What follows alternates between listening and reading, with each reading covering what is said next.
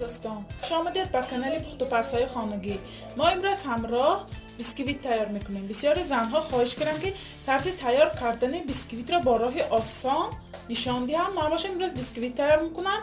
محصولات به ما لازم است: 6 دانه تخم، 200 گرم شکر، 200 گرم آرد، کمتر نمک، 10 گرم رزریخلیتل و یک پچکه ونیلین لازم است. ما در اول دانه تخم را سفیدی و زردیش را جدا میکنیم. پیش از پختن بیسکویت 1 ساعت پیش خلدیان یک تخم گرفته مانید. من کاسام تازه خشک باشد ما آیسته جدا میکنیم. تماما زردیش نغلطد در سفیدیش به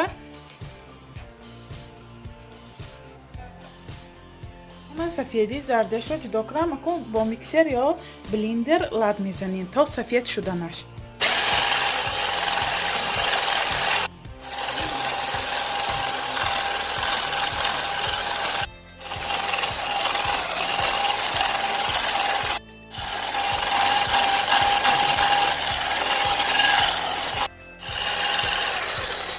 سفیدیش بینه چخه شد مثلی من انشالله سخت چخه سخت شد و اکنون به شکر من کمتر نمک و ونیلین را همراه کرده من کم کم انداخته با بار دیگر لب میزنیم.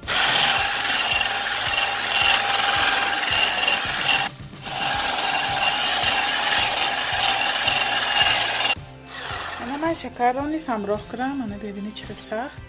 اکنون من زردی تخم را یک دانه همراه میکنیم.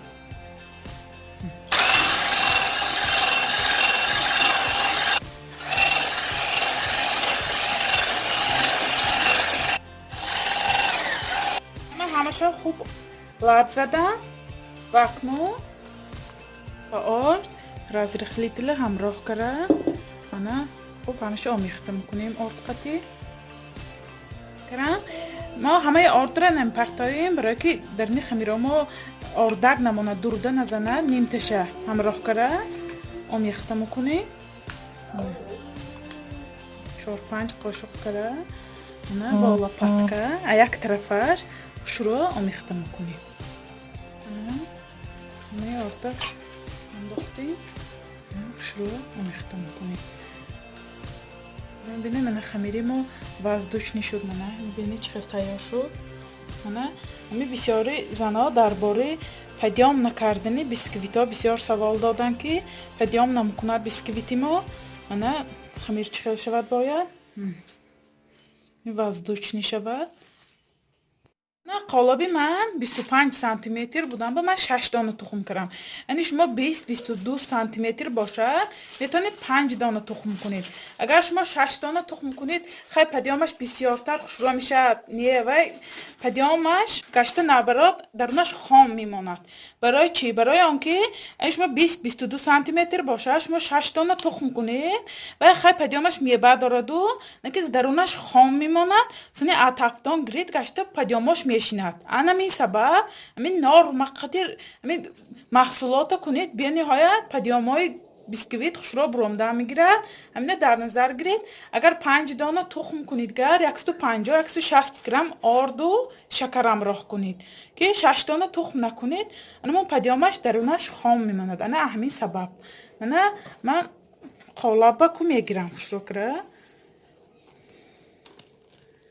من به قالب گرفتم جنبانیم که همه جاش گیرد.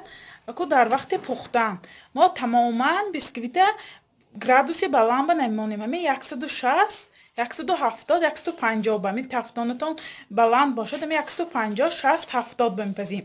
ما این اگر 200-220 بپزیم پدیام خوش رو میکنه در این تفتاننده و نکه تفتان گریم پدیامش پال نمیشند.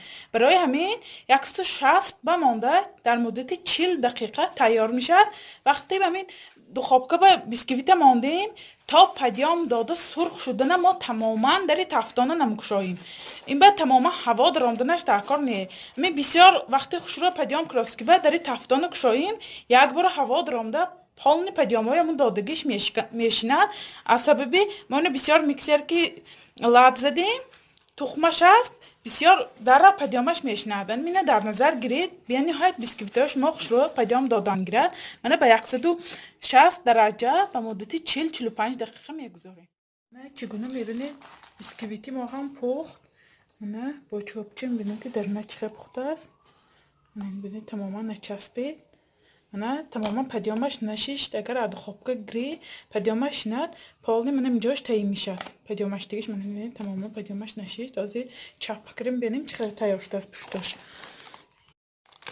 نه میردش چقدر پیامش چقدر تیار شده است. چقدر میبینید به نهایت خوشرو تیار شده است. من 6 سانتیمتر پیام کرد. اگه اینو تا خنک شده میشه میستد اینا ما از گرم بریم درنش جمع میشه. من از خنک شود درنش هم میبینیم چقدر تیار شده است. که ویتی ما خنک شد من اینو ببین پیامشه من زیر کنی گشته من گشته اپراتنا پیامش میپردارد. ما اول من 3 قسمه تقسیم کنیم. ما من کمتر اول کارد میزنیم. کارد زده من 3 قسمی برابر با تقسیم کنیم. با این ما کریم کنیم پیامش به نهایت خوشرو میشه. رشته باریک ما باریکش که من هم جای بریدگی ما با میتخانیم من رشته که بریم به نهایت خوشرو بریده میشه. به نهایت خوشرو بریده میشه.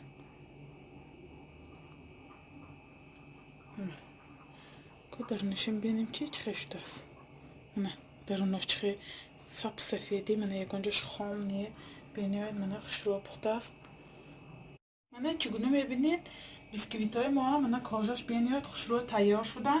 شما هم حتما برای تارت ها از همین گونه بیسکویت استفاده برید. اگر جای نافهماش باشد حتما در کامنتاری نویسید.